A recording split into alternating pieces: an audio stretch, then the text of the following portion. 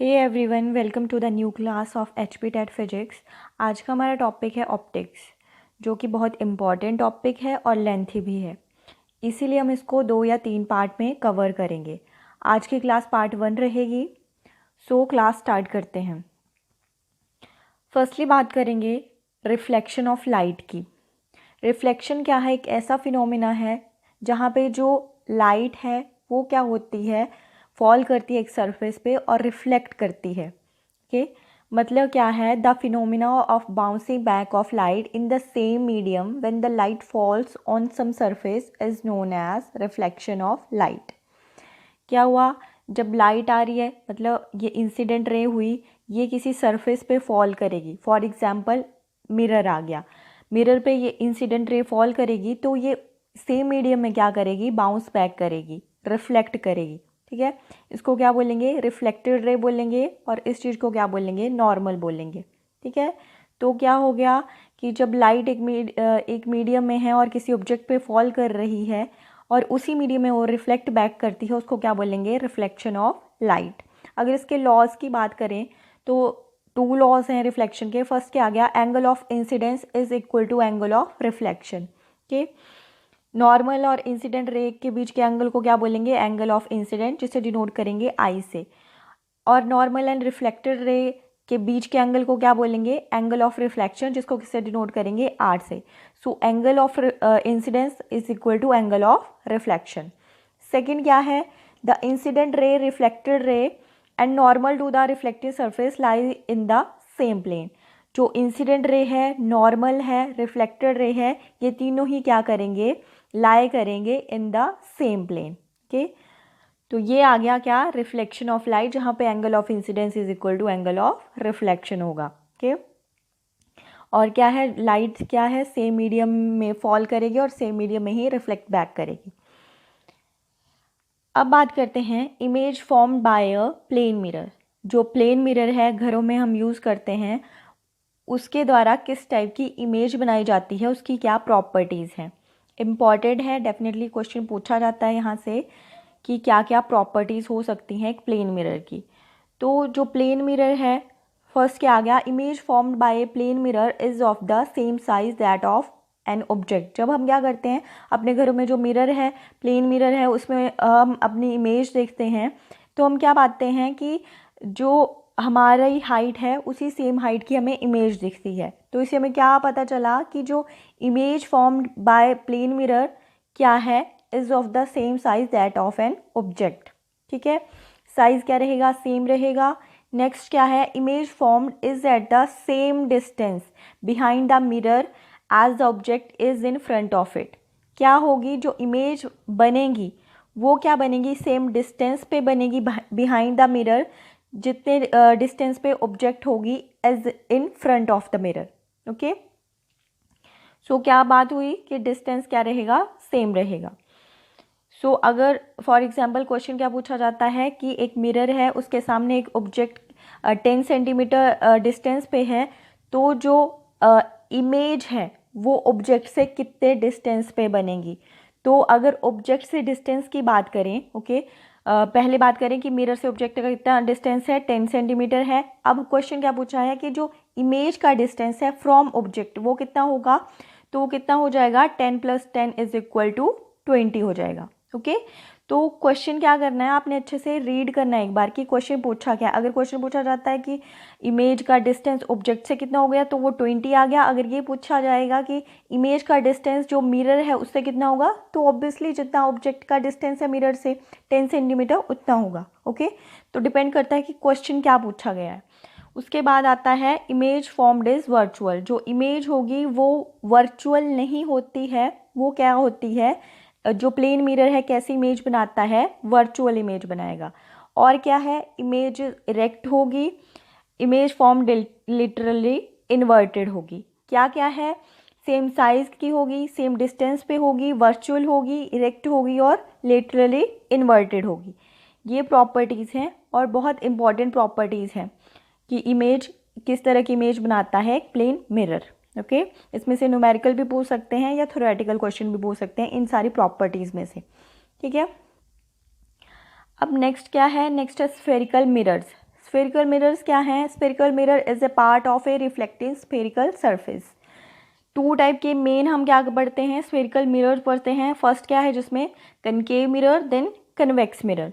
Concave mirror की बात करें तो कनकेव मिरर क्या है? It is a part of hollow sphere having outer part silver and inner part as a reflecting surface.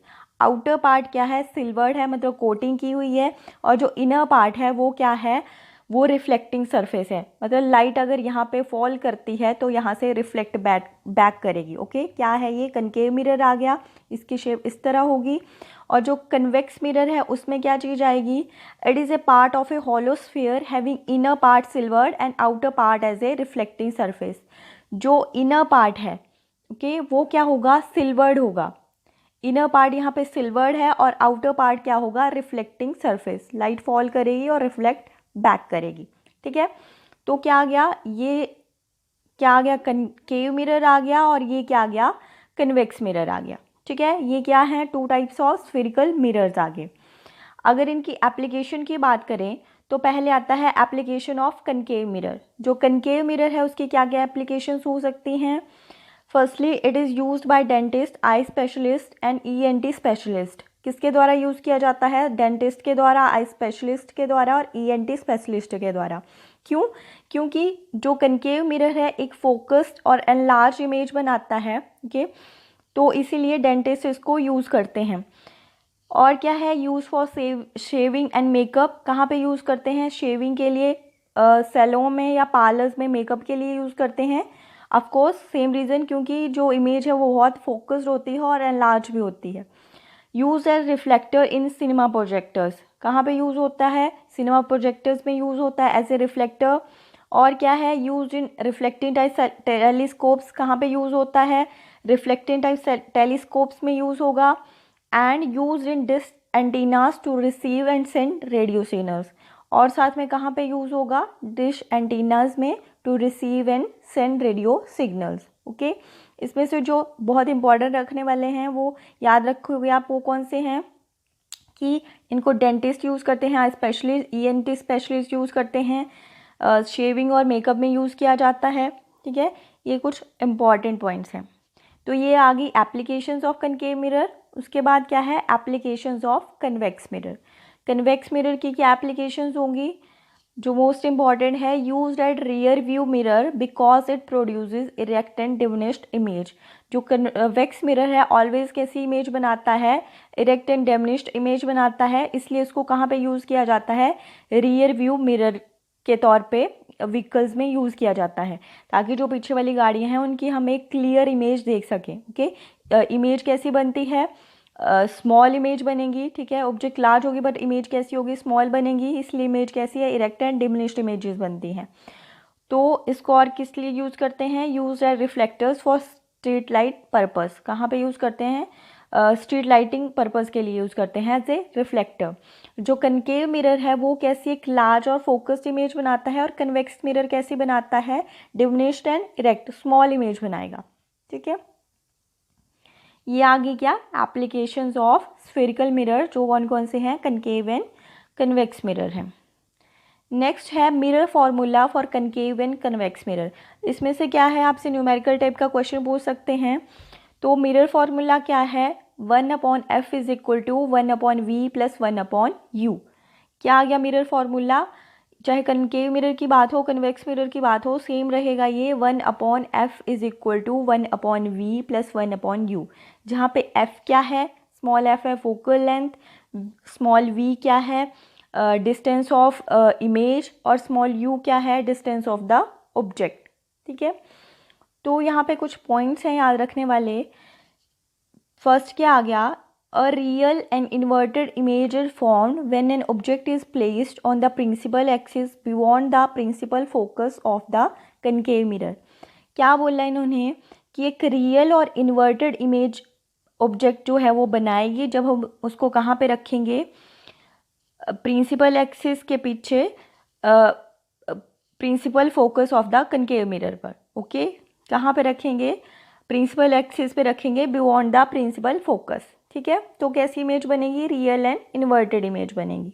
ठीक है, और सेकंड क्या है, when an object is placed between the pole and the focus of a concave mirror, जब हम क्या करेंगे, object को कहाँ पे रखेंगे, between the pole, okay, pole को डिनोट करेंगे, and between the pole and किसके बीच में रखेंगे, फोकस के बीच में, तो कैसी इमेज बनाएगा जो कनकेव मिरर है, virtual, erect and large image बनाएगा। कहाँ पे, बिहाइंड द मिरर बनाता है।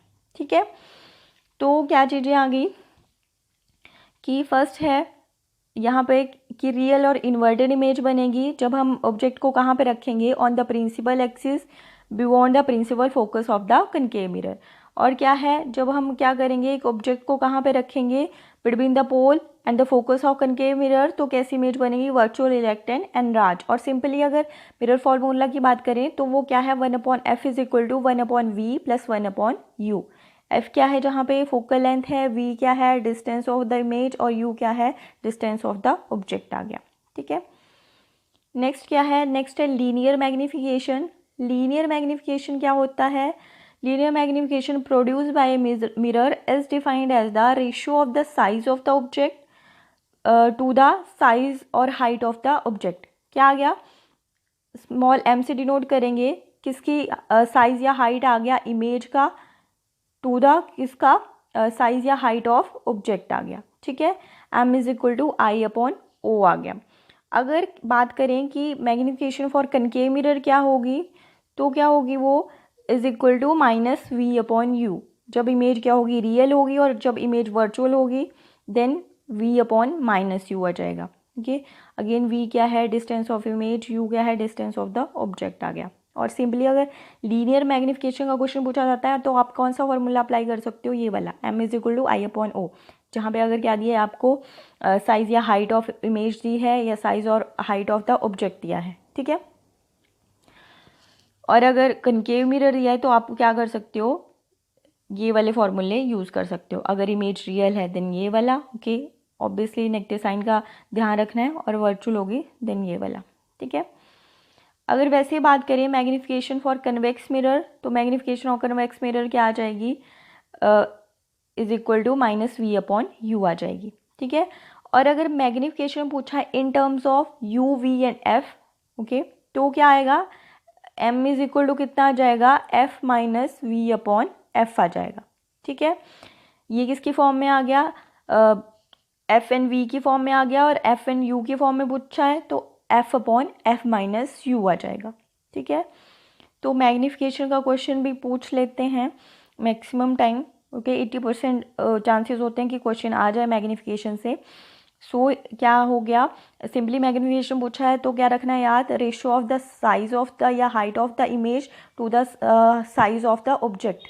ठीक है, और अगर in the form of u, v और f पूछा है तो m is equal to f - v/f, and u की फॉर्म में क्या आ जाएगा, f/f - u आ जाएगा।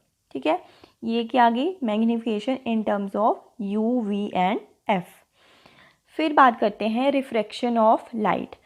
रिफ्लेक्शन में क्या देखा था कि जो लाइट है वो क्या करेगी, सेम मीडियम में क्या करेगी, इंसिडेंट करेगी, और सेम मीडियम में क्या करेगी, रिफ्लेक्ट बैक करेगी। बट रिफ्रैक्शन में क्या है, ये है the phenomena of change in the direction of path of light when it goes from one medium to another. यहाँ रिफ्रैक्शन में क्या चीज़ आती है, लाइट क्या करेगी, एक मीडियम से दूसरे मीडियम में एंटर करेगी। जैसे बाहर मीडियम क्या है, एयर है, एयर से कहाँ का दूसरा मीडियम क्या आ गया, वाटर आ गया, तो एयर से वाटर में क्या कर रही है, एंटर कर रही है। तो इस चीज़ को हम क्या बोलेंगे, रिफ्रैक्शन ऑफ लाइट। और ये करते टाइम क्या होगा, एक मीडियम से दूसरे मीडियम में एंटर करते टाइम जो लाइट का पाथ है वो क्या हो जाएगा, चेंज हो जाएगा। ओके, जैसे कि यहाँ पे क्या देख रहे हो, ये चीज़ है, इस पाथ को इस तरह होना चाहिए, बट क्या किया, जैसे इसने दूसरे मीडियम में एंटर किया, एयर टू वाटर आया, तो इसने पाथ क्या किया, अपना चेंज कर दिया। ठीक है, इस फिनोमिनम को क्या बोलेंगे हम, रिफ्रैक्शन ऑफ लाइट। ओके, और क्या चीज़ इंपॉर्टेंट है कि ऐसा medium having higher value of refracting index, तो वो क्या होगा, ऑप्टिकली डेंसर मीडियम होगा। और अगर रिफ्रैक्टिंग इंडेक्स की वैल्यू लोअर है तो कैसा मीडियम होगा, ऑप्टिकली रेयरर मीडियम होगा। ठीक है, और क्या करेगा, अपना पाथ चेंज करता है रिफ्रैक्शन में। जो रे है इसमें एक इम्पॉर्टेंट है स्नेल्स लॉ ऑफ रिफ्रैक्शन, क्या आ जाएगा, sin I/sin r is equal to n2/n1। ठीक है, तो जो N1 है क्या आ जाएगा, refractive index for medium 1, and N2 क्या आ गया, रिफ्रैक्टिव इंडेक्स फॉर मीडियम 2 आ गया। ठीक है, sine I angle of incident और आर क्या आ गया, एंगल ऑफ रिफ्रैक्शन आ गया। Sine I upon sine R is equal to N2 upon N1 आ जाएगा। ठीक है, ये क्या आ गया, रिफ्रैक्शन ऑफ लाइट। अब कुछ फिनोमिना हैं जो रिलेटेड हैं किससे, रिफ्रैक्शन से। हम अपनी डेली लाइफ में बहुत सारे ऐसे फिनोमिना ऑब्जर्व करते हैं जो किसकी वजह से होते हैं, रिफ्रैक्शन की वजह से होते हैं। फर्स्ट क्या है, ट्विंकलिंग ऑफ स्टार्स। अब हमने क्या देखा है, रात को स्टार्स को ट्विंकल करते हुए देखा है। क्यों, क्योंकि जो एटमॉस्फेयर है अर्थ का, उसमें बहुत सारी लेयर्स हैं। ओके, तो उन लेयर्स की वजह से क्या है, रिफ्रैक्शन ऑफ लाइट होती है। इसलिए जो स्टार्स हैं हमें क्या लगता है, उनकी अपेरेंट पोजीशन कहीं पे और पे लगती है और एक्चुअली उनकी पोजीशन कहीं और होती है। ठीक है, और साथ में जो एटमॉस्फेयर की डेंसिटी है वो कंटिन्यूसली चेंज होती रहती है। इसीलिए हमें क्या लगते हैं, जो स्टार्स हैं हमें लगता है कि वो भी अपनी पोजीशन चेंज कर रहे हैं। तो इसलिए हमें क्या लगते हैं, स्टार्स ट्विंकल करते हो, क्योंकि वो कंटिन्यूसली अपनी पोजीशन चेंज करते हैं बिकॉज ऑफ किसकी वजह से, डेंसिटी की वजह से या रिफ्रैक्शन ऑफ लाइट की वजह से। एक्चुअली स्टार्स क्या है, उसी पोजीशन पे, बट हमें क्या लग रहा है कि वो ट्विंकल कर रहे हैं। क्यों, क्योंकि उनकी अपेरेंट पोजीशन जो है वो कंटिन्यूसली चेंज हो रही है। वो किसकी वजह से हो रही है, क्योंकि एटमॉस्फेयर में बहुत सारी लेयर्स हैं और उन लेयर्स में क्या होती है, रिफ्रैक्शन हो रही है और उसकी वजह से हमें स्टार ट्विंकल करते हुए लग रहे हैं। फिर आता है bending of an emerge object. जैसे ये ऑब्जेक्ट देख रहे हो, यहाँ पे क्या है, अगर पानी में आप क्या करो, एक पेंसिल डालो तो हमें क्या लगेगी, वो पानी के अंदर बेंड होती हुई। किसकी वजह से, वो किसकी वजह से हुआ, रिफ्लेक्शन ऑफ लाइट। जैसा कि हमें पता है कि बाहर क्या है, एयर मीडियम है, अंदर कैसा है, वाटर मीडियम है। दोनों मीडियम अलग हैं। एक मीडियम से दूसरे मीडियम में जो लाइट है वो एंटर करेगी तो हमें क्या लगेगी, वो जो रेज हैं वो क्या करेंगी, अपना पाथ चेंज कर देंगी। इसकी वजह से हमें, हमारी आइज़ को क्या दिख रहा है कि जो ऑब्जेक्ट है वो क्या है, बेंट है। ओके, फिर नेक्स्ट क्या है, sun appears oval shaped at morning and evening. अगर आपने शाम के टाइम या सुबह के टाइम नोटिस किया होगा तो सन किस शेप में लगता है, ओवल शेप में लगता है, और नून के टाइम कैसा लगता है, सर्कुलर शेप में लगता है। ये किसकी वजह से होता है, क्योंकि जो इवनिंग टाइम है या मॉर्निंग टाइम है वहाँ पे सन के कहाँ पे होता है, ओरिजिन के बहुत क्लोज होता है, अर्थ के क्लोज होता है। तो इसकी वजह से जो रिफ्रैक्टिव इंडेक्स है अर्थ का वो क्या हो जाता है, कम हो जाता है। हाइट, जिस तरह हाइट कम होती है रिफ्रैक्टिव इंडेक्स कम हो जाता है, और उसकी वजह से क्या होगा, जो सन की लोअर पार्ट है, ओके, और अपर पार्ट है, उसकी जो रेज हैं वो क्या है, अनन्यूक्लियस स्प्रेड होती हैं। इसकी वजह से जो सन है वो किस तरह अपीयर करता है, हमें ओवल शेप में। ठीक है, बट जो एट द नून की बात करें तो वहाँ उस टाइम रेज को कोई हर्डल नहीं होती, तो इसलिए हमें किस तरह शो होता है, वो सर्कुलर शेप में। ओके, फिर आता है time difference during sunrise and sunset. जो मतलब टाइम डिफरेंस का क्या मतलब हुआ, एक्चुअल टाइम अगर मान लो 5 बजे क्या हो गया, सन सेट हो गया है, तो हमें 5:02 तक क्या दिखता रहेगा, सन दिखता रहेगा। ओके, डिले ऑफ 2 मिनट्स हो जाता है। और वैसे सुबह की बात करें तो सुबह सनराइज़ अगर 5 बजे करेगा तो हमें कब तक, वो कब दिखने लग जाएगा, 4:58 तक पे ही दिखने लग जाएगा। वो किसकी वजह से होगा, वो भी किसकी वजह से हो रहा है, रिफ्रैक्शन ऑफ लाइट की वजह से होता है। अब क्या करते हैं, इससे रिलेटेड कुछ क्वेश्चन देखते हैं कि किस टाइप के क्वेश्चन एग्जाम में पूछ सकते हैं। ओके, जैसे कि क्या आ गया, एन इंसिडेंट रेज, एक इंसिडेंट रे क्या होगी, the point eight which incident ray false on the mirror, the ray of light which is sent back by the mirror, the ray of light which falls on the mirror surface. तो we know, हमने क्या पढ़ा था, reflection of light में पढ़ा था कि जो इंसिडेंट रे है वो क्या करेगी, फॉल करेगी on the mirror surface. Okay, तो ये भी नहीं हो सकता क्योंकि इंसिडेंट रे कोई पॉइंट नहीं है। सेकंड क्या है, the ray of light which is sent back by the mirror. Okay, वो कौन सी होती है, वो होती है रिफ्लेक्टेड रे, सो ये भी नहीं हो सकता। थर्ड क्या है, the ray of light which falls on the mirror. So इसका करेक्ट आंसर क्या हुआ, इंसिडेंट रे क्या होगी, और ray of light which falls on the mirror surface. So correct answer हो गया सी। नेक्स्ट क्या है, we see the image of our face when we look into the mirror, it is due to, हम अपने face की image mirror में किस phenomena की वजह से देख पाते हैं? इंटरफेरेंस की वजह से, डिफ्रैक्शन की वजह से, पोलराइजेशन की वजह से या फिर रिफ्लेक्शन की वजह से। तो हमने क्या पढ़ा था, किसकी वजह से होता है? रिफ्लेक्शन की वजह से। सो इसका करेक्ट आंसर क्या हो जाएगा? रिफ्लेक्शन। ठीक है, मतलब मिरर में जो हमें ऑब्जेक्ट की, अपने फेस की इमेज दिखती है, वो क्या है? Reflection of that object. ठीक है, नेक्स्ट क्या है? Which of the following mirror is used by a dentist to examine a small cavity. जो एक डेंटिस्ट है स्मॉल कैविटी को एग्जामिन करने के लिए कौन से मिरर का यूज़ करेगा? कनकेव मिरर का, प्लेन मिरर का, कन्वेक्स मिरर का, या combination of convex and concave mirror.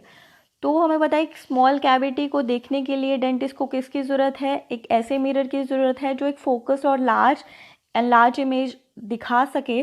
तो वो काम कौन करता है? Concave mirror. ओके, एक फोकस इमेज दिखाता है। तो इसका आंसर क्या हो गया? Concave mirror. ठीक है, उसके बाद नेक्स्ट क्या है? An object at a distance of +15 centimetre is slowly move towards the pole of a convex mirror, the image will get. एक ऑब्जेक्ट है कितने डिस्टेंस पे? 15 सेंटीमीटर के डिस्टेंस पे, उसको स्लोली हम कहाँ पे ला रहे हैं? Towards the pole of a convex mirror. तो इमेज जो होगी वो कैसी हो जाएगी? शॉर्टेड एंड रियल हो जाएगी, एनलार्ज्ड एंड रियल हो जाएगी, एनलार्ज्ड एंड वर्चुअल हो जाएगी, या डिमिनिश्ड एंड वर्चुअल हो जाएगी। सो मैं बताइए जो कन्वेक्स मिरर ऑलवेज कैसी इमेज बनाता है? डिमिनिश्ड एंड वर्चुअल इमेज बनाता है। तो इसका आंसर क्या हो जाएगा? डी इसका राइट आंसर हो जाएगा। ठीक है, ये क्या है? कुछ टाइप के क्वेश्चंस हैं, ऐसे ही न्यूमेरिकल क्वेश्चंस भी पूछ सकते हैं, जैसे मिरर फार्मूला से क्वेश्चन पूछ लिया। ठीक है, कि फोकल लेंथ बताओ कन्वेक्स मिरर की, या फिर आपके पास जब क्या दिया होगा? डिस्टेंस ऑफ द ऑब्जेक्ट दिया होगा और डिस्टेंस ऑफ द इमेज दिया होगा, तब आप क्या निकाल सकते हो? फोकल लेंथ निकाल सकते हो। कौन से फॉर्मूला से? 1/f is equal to 1/v plus 1/u।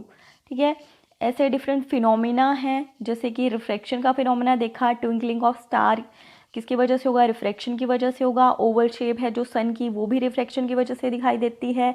Okay, delay in sunrise या सनसेट किसकी वजह से होता है? Due to refraction. Bending of emerge object किसकी वजह से होता है? Due to refraction. ओके, तो इस टाइप के भी क्वेश्चन पूछ सकते हैं। उसके बाद प्रॉपर्टीज़ आपको याद रखने को बोला था, किसकी? जो प्लेन मिरर की थी, उससे भी क्वेश्चन पूछ सकते हैं। ओके, तो आज के लिए क्या गया था? Reflection of light, refraction of light, properties of plane mirror, mirror formula for concave and convex mirror. ठीक है, और कुछ क्या जो फिनोमिना है किसकी वजह से होते हैं? रिफ्लेक्शन ऑफ लाइट की वजह से। ठीक है, साथ में जो कनकेव और कन्वेक्स मिरर हैं कौन से हैं? स्फेरिकल मिरर्स हैं, और इनकी क्या है? कुछ प्रॉपर्टीज़ हैं, और ये किस लिए हम यूज़ करते हैं? अपनी डेली लाइफ में, अपनी लाइफ को कन्वीनियंट बनाने के लिए कन्वेक्स और कन्वेक्टिव मिरर का यूज़ करते हैं। ठीक है, तो काफ़ी इम्पॉर्टेंट टॉपिक है ऑप्टिक्स का, आपने अच्छे से क्या करना है? इसको पढ़ना है। That's all for today, thank you.